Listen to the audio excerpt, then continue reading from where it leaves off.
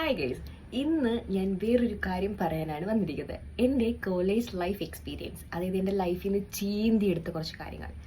എങ്ങനെയൊക്കെയാണെന്നറിയാലോ, ചിലപ്പോൾ ഇപ്പോൾ അഡ്മിഷൻ എടുക്കാൻ പോകുന്ന കുറേ പിള്ളേരുണ്ടാവും കോളേജിലോട്ട്. എസ്പെഷ്യലി നഴ്സിംഗ് ആണ് ഞാൻ പറയുന്നത്. അപ്പോൾ അവിടേക്ക് പോകുന്നവർക്ക് മേ ബി ഈ ഒരു വീഡിയോ ഉപകാരപ്പെട്ടാലോ എന്ന് വിചാരിച്ചിട്ടാണ് ചെയ്യുന്നത്.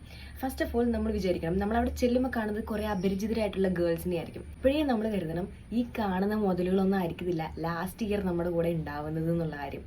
ഞാൻ 4 years ഞാൻ നഴ്സിംഗ് പഠിച്ചിട്ടുണ്ടായിരുന്നു.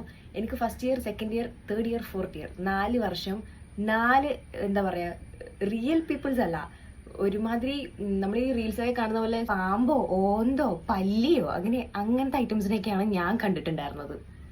അതായത് ഓരോന്നിൻ്റെ ഓരോരോ തെണ്ടിത്തരങ്ങളും പാരവെപ്പും കഴിയുമ്പോൾ അടുത്ത സൈഡിൽ നിന്ന് വേറെ തുടങ്ങും. കാരണം types of peoples and types of girls ആണ് ക്ലാസ്സിൽ ഉണ്ടായിരുന്നത്. അപ്പോൾ ഒരാളുടെ തെണ്ടിത്തരം കഴിയുമ്പോൾ അടുത്ത ആളുടെ തെണ്ടിത്തരം. ഓക്കെ, നമുക്കിതിങ്ങനെ കണ്ടുകൊണ്ടിരിക്കാൻ മാത്രം നേരം ഉണ്ടാവുള്ളൂ. നമ്മൾ പലതരത്തിലുള്ള തെണ്ടികളായിരിക്കും അവിടെ ചെല്ലുമ്പോൾ കാണുന്നത്. ഫസ്റ്റ് ഇയറിൽ നമ്മൾ ചെല്ലുമ്പോൾ വിചാരിക്കും, ഓ ഇവരാണ് നമ്മുടെ ഫ്രണ്ട്, ഇനി അങ്ങോട്ട് ടിൽ 4 years നമ്മൾ അടിച്ച് പൊളിക്കുന്നൊക്കെ വിചാരിക്കും. വെറുതെയാണ്, അറിയത്തേ ഇല്ല. ഫസ്റ്റ് ഇയറിൽ ഇതുങ്ങളൊക്കെ ചിലപ്പോൾ നമ്മൾ നമ്മുടെ റൂമിലോട്ട് വിളിച്ച് കയറ്റും. സംസാരിക്കാനും മിണ്ടാനും നമ്മൾ ഭയങ്കര ഫ്രണ്ട്സ് ആണല്ലോ. അപ്പം നമ്മൾ നമ്മുടെ റൂമിലോട്ട് വിളിച്ച് കയറ്റും. എന്നിട്ട് ഒരാഴ്ച അല്ലെങ്കിൽ 1 മാസം കഴിയുമ്പോഴേക്കും ഏതെങ്കിലും ഒരെണ്ണം അതിനിടയ്ക്ക് കൂടെ കുത്തിത്തിരിപ്പ് ഉണ്ടാക്കിയിട്ട് അവസാനം നമ്മൾ റൂമിൽ നിന്ന് പുറത്താവേണ്ട അവസ്ഥയൊക്കെ വരും. അങ്ങനെയൊക്കെയായിരുന്നു എൻ്റെ കോളേജ് ലൈഫ് ഉണ്ടായിരുന്നത് ഫസ്റ്റ് ഇയറിൽ. പിന്നെ ഡ്യൂട്ടി ഒക്കെ ഉണ്ടെങ്കിൽ പറയേണ്ട ആവശ്യമില്ല. ഡ്യൂട്ടിക്ക് മാംസിൻ്റെ അടുത്തൊക്കെ ചെന്ന് എന്തെങ്കിലും പറയണമെങ്കിൽ നമ്മളായിട്ടൊന്നും പറയണ്ട, നമ്മുടെ പാറ വെക്കാനുള്ള ആൾക്കാരൊക്കെ അത് നേരത്തെ ചെന്ന് പറഞ്ഞിട്ടുണ്ടാവും. അതുകൊണ്ട് നമ്മളത് ഓർത്ത് വിഷമിക്കൊന്നും വേണ്ട കേട്ടോ. നമ്മൾ വല്ല വാർഡൊക്കെ മാറി കയറിയാലും അതിലൊക്കെ പാറ വെക്കാൻ ഇഷ്ടം പോലെ പിള്ളേരുണ്ട്. എപ്പോഴും നമുക്ക് ഈ തെണ്ടിത്തരങ്ങൾ കണ്ടുകൊണ്ടിരിക്കാനോ നേരം ഉണ്ടാവുള്ളൂ.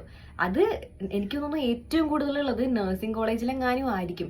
കാരണം ഈ കോളേജിൽ കാണുന്ന അതേ മോന്തകളെ തന്നെയാണ് ഈ ഹോസ്റ്റലിൽ വരുമ്പോഴേ കണ്ടുകൊണ്ടിരിക്കുന്നത്.